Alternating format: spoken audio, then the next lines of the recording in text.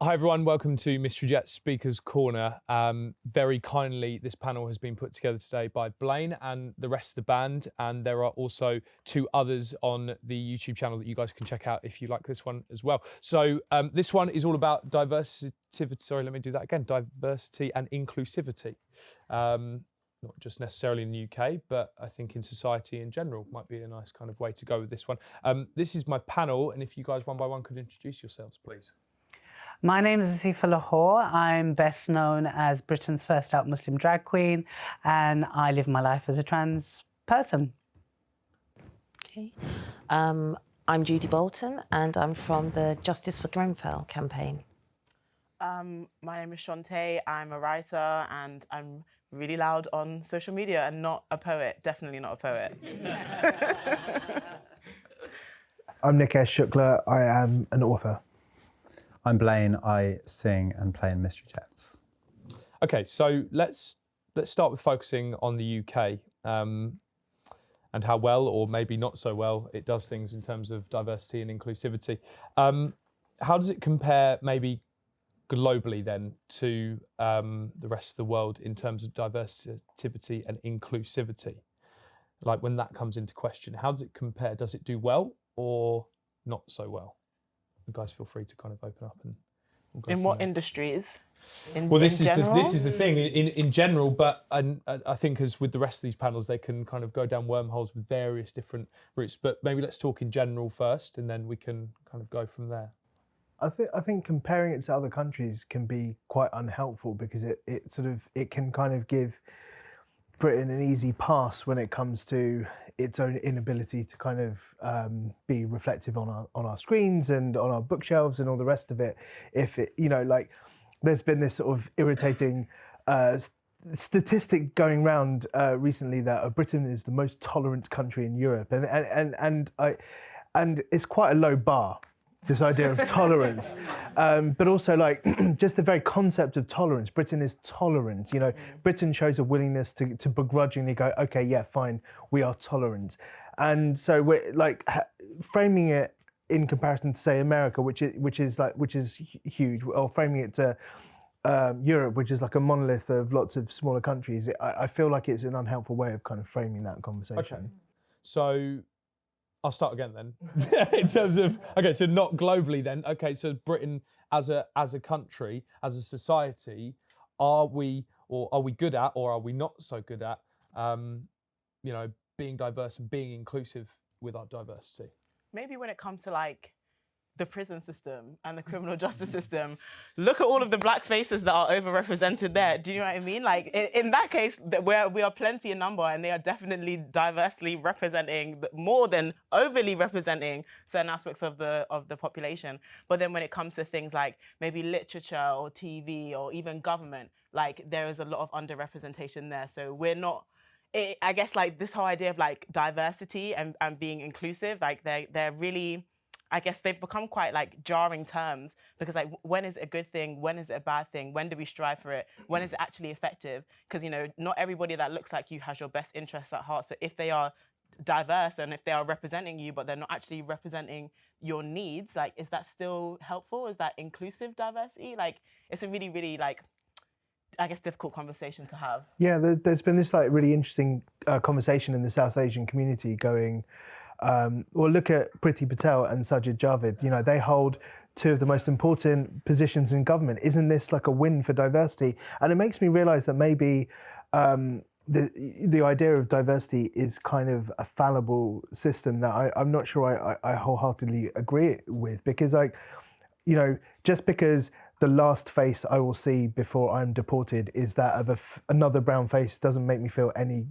better about her position in government. I think that for me, it means that actually you can't separate politics, or you can't separate a person's politics from the position that they hold or the space that they take up, and that's quite an important thing to consider. Can I also follow on from that? I mean, Priti Patel and Sajid Javid is boss. We have a prime minister who's essentially the head of our country. And when it comes to diversity, he likes calling LGBT people bum boys. He likes calling Muslim women wearing burqas letterboxes. He's made lots of racial remarks towards the black community. And I'd rather you say it than I. Yeah. You know? And it's, you know, that question, are we diverse? If I were to, you know, commit what I call those hate crimes on minority communities, I would be done. It's a criminal offence, hate crime is. Yet our Prime Minister is not being done for all these hate crimes, which he's done in public. And, you know, in a nutshell, no. I don't think we are as diverse or as tolerant as we like to think we are. I think, sorry, go on. No, I was actually going to say, where do you have that line between diversity and also tokenism? I'm 50 years of age. I've born in this country, grown up here, and yet on a daily basis, if I turn up at an event or I go somewhere, I am mistaken for possibly the cleaner, or have I found the right place or the wrong place? I went to join the Women's Institute and they thought, no, she must be going to the single mother refuge next door, because I couldn't possibly want to come and join the Women's Institute. So we have an understanding of these are racial, they call them microaggressions. There isn't anything micro about them. They're actually statements that you're making of a decision that you've made about me because of the colour of my skin, and also the BAME acronym, which is Black, Asian, Mixed and Ethnic. It means anything other than white. And so when you put it into that context, we're being told, we have given you acknowledgement, because we're acknowledging that there are many different diverse communities, but actually you are still here. You're not inclusive. We're talking about humanity and everybody's human rights to be acknowledged and understood, which I still see that we have a huge leaps and bounds to go in order to recognise those things, for there to be actually equality. I think the words diversity and inclusivity can be interpreted and read in various different contexts as well. I think maybe when we talk about the UK as a country, we have a diverse society of people, lots of different types of people in our society, but do we actually represent them in these different and across these industries, or you know, whatever walks of life it might be? Are they actually diverse when we take a closer look? I sometimes think that Britain needs a reckoning with itself about, so the most in-depth conversation that's ever been had about us being a multicultural society, and whether multicultural society, by the way, is not the same as an intercultural society. And so when you know, in the mid-90s, New Labour were very big proponents of this. A multicultural society was talked about as sari, steel bands and samosas, which is, it's so surface, it's ephemeral, it doesn't actually mean anything. And then when you think about, so in year sevens in school, year sevens in schools learn about British values. They're told what British values are, and they're told that British values are respect for individual liberty, democracy, the rule of law, and people's beliefs and faiths, or lack of beliefs and faiths. And when you think about what British values are, and those are the British values that they're learning, they're so unhelpfully generic. They don't say anything about what it is to be British. In fact, they are the lowest bar for a basic democracy, I think. And so, but people weaponise this idea of what British values are. And so, and I think that until we have a conversation that interrogates what it is to be a multicultural society, what British values actually are, and their place in history. Like, you know, whenever we talk about British Empire, people always like to reference an empire that happened thousands of years ago. But we're living in the remnants and the after effects of the British Empire, of colonialism. We talk about post-colonialism. We're still in a new form of colonialism. And until we have that reckoning where British history is taught properly in our schools and people learn about how countries and borders are drawn the way they are because of British history, because of the British Empire, we cannot have an honest conversation about British Empire, about British values, and about what it is to be in a multicultural society. And so do you feel it gets pushed down the list of importance to be spoken about and covered and talked about? Well, I think there are amazing writers and academics and personalities who are constantly talking about the importance of talking about these things. You have people like David Olusoga or Renty Edo-Lodge, constantly trying to bring these things to the fore. But I think And you, can I just add? I mean, Nikesh is a very humble man, but his book, The Good Immigrant, was received with worldwide acclaim in terms of amplifying BAME voices. I mean, everyone, I'm sure you feel differently about that term, but that book was amplified Asian Black voices in a huge way. So I think you're a big part of that change. Well, thank you. I stand on the shoulders of giants, but what I want, and thank you. What I want is for when you have films like 1917 and The Darkest Hour, these films that are constantly being made. 1917 was probably the first. I haven't actually seen it, so sorry about that. But I think it's one of the few times that you actually have an acknowledgement of the fact that there were Sikh soldiers fighting in that war, and even that's been met with backlash by internet hate trolls like Lawrence Fox. It's not great. It's not great at all. And I suppose in terms of my next question, in talking about whether Britain does a good job of empowering its society, its diverse society, I think I know the answer, but I would like you guys, as first-hand experiences of that, to be able to tell us, does Britain do a good job of empowering its diverse society? I think that the answer that I'd have to that question is that we're very good at congratulating ourselves for how diverse we are.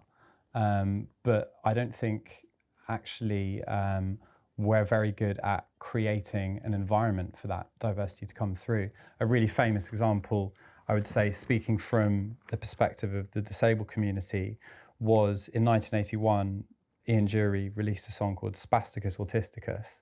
And that song was a protest to a proposal at the time from the British government for the National Day of the Disabled, because we needed a day to celebrate being disabled. It was a protest song, and the lyrics were deemed explicit by the BBC, and it was banned across the national television network.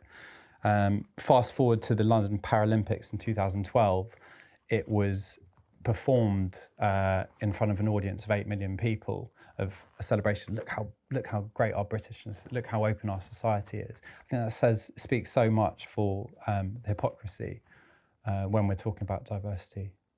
Because, I mean, everyone on the panel all of you have made brilliant careers and done really brilliant things.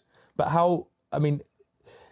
it's difficult for me, obviously, to be able to kind of experience what you guys have maybe had to push through and go through, because I'm not part of that world at all. But can you give us an idea of how you are a part? You are very much so, and I think one of the things that we faced in Grenfell was, the fire was on the 14th of June 2017.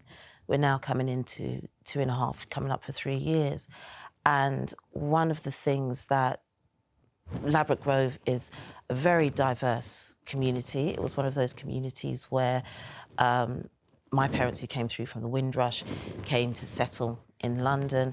It's home of the carnival. And when the Grenfell fire happened, many of you would have watched it on the news, saw how horrific it was. We actually stood there and watched it burn, but there was no support from central government or even local government. And as a community, everyone pulled together.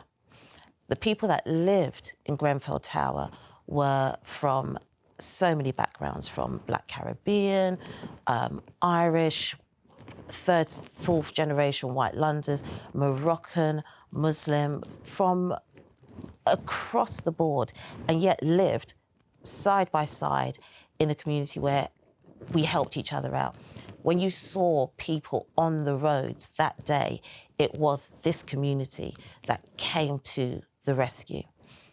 Theresa May, when she eventually decided to speak about Grenfell, her first statement was, anybody who is an immigrant or illegal or on benefits, we want you to come forward. We don't want you to be afraid so that we can help you. Instantly, that put out across the media of people who lived in that tower were immigrants, illegal, cadgers. So the knock-on effect of that was that we had the EDL turn up on our doorsteps, handing out leaflets. How can these darkies get places in social housing in a royal borough? And so what that then did was turn a narrative in the media, which was actually against the people that suffered in Grenfell and in that community. However, the community was made up of every single person that is sitting there, yourself. That's why we said it includes you as well. Nobody on that day said, well, I'm only helping because I'm black, or I'm only helping because I am Asian. It was about humanity and the need for the help that people needed that day. And actually, we have had to fight that every step of the way in Grenfell to actually help the wider communities or even the country understand this isn't just about race, it's about social indifference. It's about not wanting to hear those that have been marginalised by people who sit in offices who will say, well, let's give them a disabled day, or let's give them an acronym of BAME, so that we can say that we've done our bit to make things inclusive, not when it alienates others. And that's what we have to remember. And also, I think in terms of allyship, it's important that we put ourselves in the position of having uncomfortable conversations about these things. And I think we don't want to put ourselves in the position where we take an easy way out saying, I feel separate from this, and therefore, because the next step from that is to not engage with it, is to feel it, to further other it. And actually, part of being a good ally is showing up and recognising the space that you take up and how you can use that space to bring people through. So we are all part of it. You know, whether we talk about disability when it affects minorities from every single margin, whether it's to do with race or gender or sexuality or disability or class and the intersection between all of them. And could I just add that the definition of inclusivity is the notion of everyone being involved and everyone's voices being heard. And that's what it's about. It's about actually just everyone, including yourself, including other people like yourself. Yes, I believe that, the people on this panel and the hundreds of people behind them that they represent may have to shout the loudest or stomp the loudest to have their voices heard. But actually, this whole notion of inclusivity is just about creating a level playing field, if you like, or a level playing platform where everyone has their voices heard and their experience heard. Look, we're not here to say, we might not walk in your shoes or our shoes, but it's about breaking down the notion of us and them. This isn't about us and them, it's about everyone. And that's what I think, in many ways, as British people, it's our Britishness that allows us all to be together and be inclusive. I think what I essentially did there was prove the point, one of the most consistent points that we've had across all the panels that we've done today, is that if you're not necessarily, or if you don't necessarily feel like you are directly involved in a certain situation, then perhaps you are more likely maybe to step away from it almost. And, I won't be shy to admit that that's probably maybe from a subconscious where that came from. And actually, I think a lot of people who will be watching this will be also probably feeling exactly the same thing. But I think, as you've heard, that you don't really need me to justify it anymore, but you're not as far away as you think you are from these things. And it's the narrative of what is out there through the media, I'm assuming, and it's quite obvious, actually, glaringly obvious, is kind of what informs people. But if you were to look a little deeper, if you were to research a little more, your information is out there and readily available to find out that you're not as far away as you think you are. And maybe just finishing on Grenfell, because did you say two years now? It's 2.5 years. It'll be years. 3 years this June. 3 years this June, and still no justice thus far. We've had the first phase of the inquiry, and at that phase, it was about finding what happened on the night. So we actually saw the London Fire Brigade really being questioned and put under pressure there. There were a lot of accusations made with the London Fire Brigade, but what we had said was, well, actually, you started the inquiry at the wrong page. You know, you've come in, one of the phrases were in Act 2, Scene 1, is of Act 1, Scene 1, which is what led up to the fire. The council, 𝘬𝘪𝑏𝑘𝑐, Royal Borough of Kensington and Chelsea, who managed the building under the TMO, about the companies like Arconic, who provided the cladding, all the other things. Why didn't you start with what were the reasons that brought about Grenfell? Deregulations, fire cuts, poor housing, not being listened to, all of those things. So now coming into phase 2, which starts on the 27th of January, that it is now going to be looking at 𝘬𝘪𝑏𝑘𝑐, the council that oversaw, and bringing them into question. Has there been justice? No, because until we get the truth, we won't have justice. And justice can come in many different shapes and forms. For some, it would be holding those responsible to actually answer the questions. So whether that is that there are criminal charges that are made, or justice can be having somebody explain why they lost their loved ones.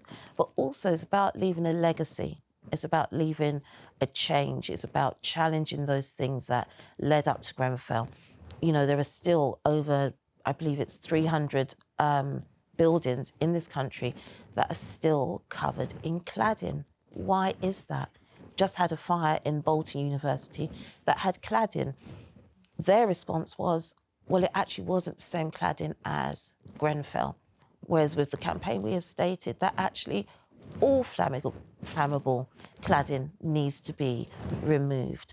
And I think for many organisations, you know, we've spoken to many different panel members, it really is about getting the issues pushed out there, having your voice heard.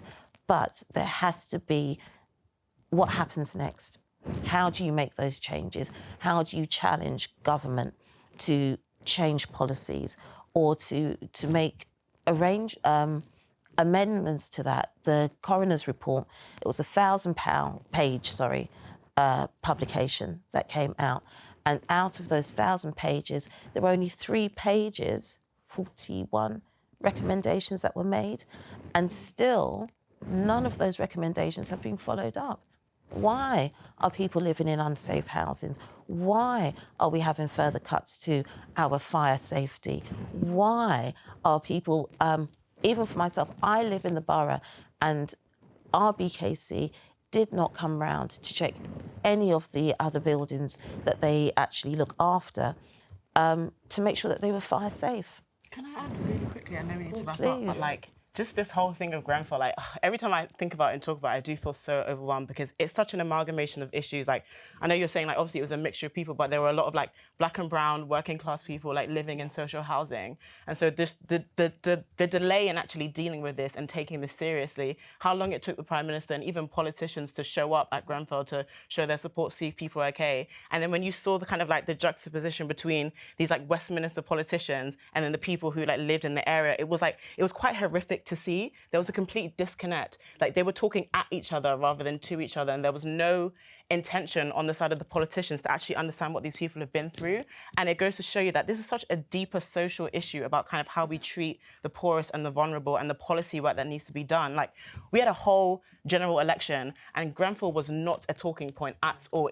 All of the people who died, all the people whose lives were completely shifted by this huge issue were black and brown and were working class. And this was a huge thing that people saw around the world, and it was not a talking point. A politician went on LBC and was like, well, if they were smart, they wouldn't have listened to the firefighters. If it was me, I wouldn't have listened to the firefighter.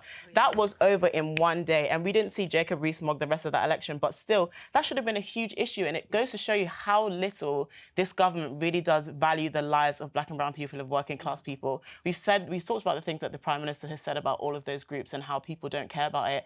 And for me anyway, it's so worrying. Like, this is the society we live in, this is the government we live under. They do not care if we live or die. And so this isn't even a conversation about diversity and inclusion. This is a conversation about life and death and policy, and how the policies that we implement within our country actually serve these people, as opposed to, does it represent these people, or are these people technically included? Like, there's just such a wider conversation to have about social policy and how important it is and how we don't think about it. And then it comes back to Nikesh's point about education and us not actually learning about us learning historical inaccuracies about this country, and how it's given us a warped sense of how great we are, and kids are growing up not fully understanding that this state actually doesn't serve you and they've never served you. But it's easier for us to teach you that the state loves you and Britain is great and tea and biscuits and the royal family, whatever, as opposed to these are some really deep inequalities. And then you grow up not really questioning this, and then people die and no one thinks it's an issue because their lives aren't seen as valuable, because we don't talk about Britain in that sort of context. Like,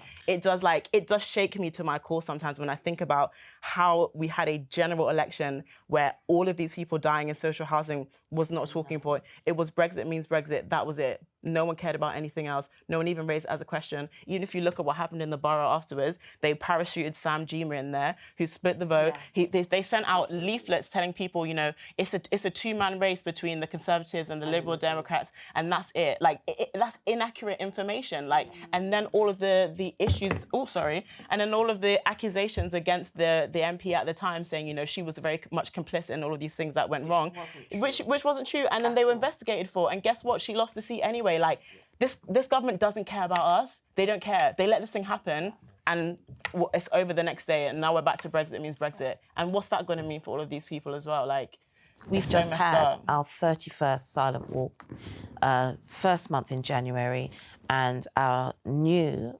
MP, Conservative MP, did not attend. Just sent a message to say, you know, Grenfell is very dear and foremost in our hearts, but you did not attend. And yet, on the 14th of every single month since the fire happened, as a community, we do it as a walk of remembrance. So even not to attend, but yet you used it as a political leverage to say this is what's important. Well, where have you been since that time? And that is a worry, especially going into phase 2, where we actually have to take the council to task on its responsibilities to why 72 known people died in that building. Even the media coverage post like this investigation that's been happening and how it's kind of been coming out in phases, and how it may get like a little peak of attraction and then it goes back down again, and then no one talks about it. And it's like it's really worrying. And I guess if you think about how unrepresentative journalism is, like over 90% of journalists are white. Like, do they have a vested interest in the lives of the people who grew up in Grenfell? Do they have any connection to those people? Is it easier for them to ignore these stories and pretend like it doesn't matter? Like, it's been like really sad to see, actually. Really disappointing. I think the emotion and the passion of our panellists on this talk is enough for you guys to understand just how serious and real these issues that we've been talking about are, not just on this panel, but also across the other 2 panels that we've also done. That, guys, if you're watching this right now, you can also check out on the YouTube channel as well. Thank you very much, guys. This one, I think, especially incredibly, incredibly important. Thank you, guys.